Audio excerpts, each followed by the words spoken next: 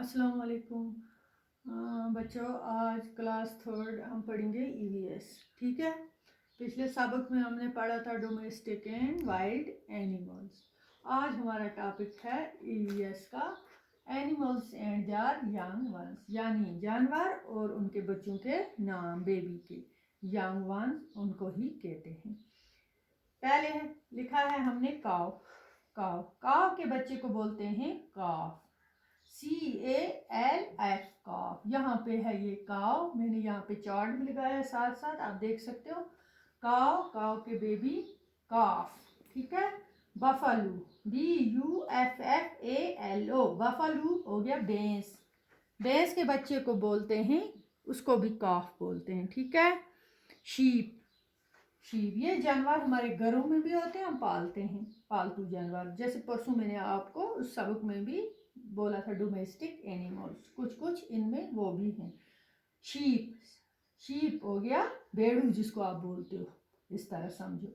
उसके बेबी को बोलते हैं लैम्ब। यहाँ पे है शीप, लैम्ब। गोट बकरी। किड इसके बच्चे को किड बोलते हैं, गोट किड। इस तरह डॉग कुत्ता, कुत्ते के बच्चे को पप बोलते हैं, PUP पप।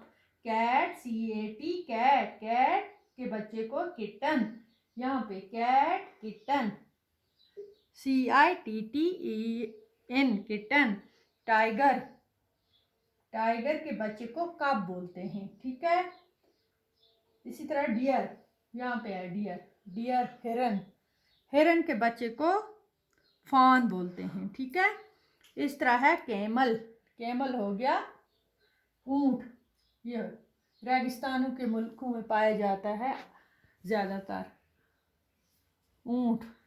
Camel, baby camel. ठीक है।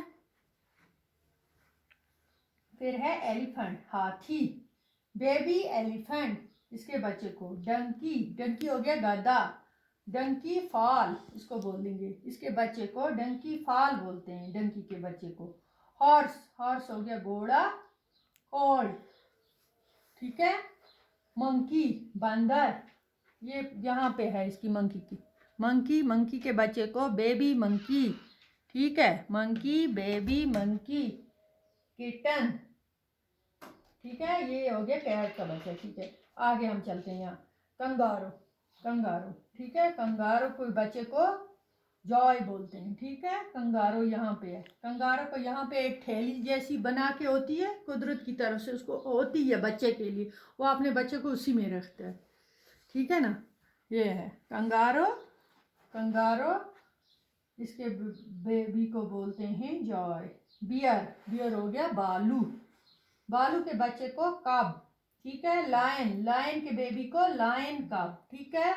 अब बच्चों यहाँ पे एनिमल्स के नाम मैंने लिखे और इसके आगे उनके बच्चों के। ठीक है।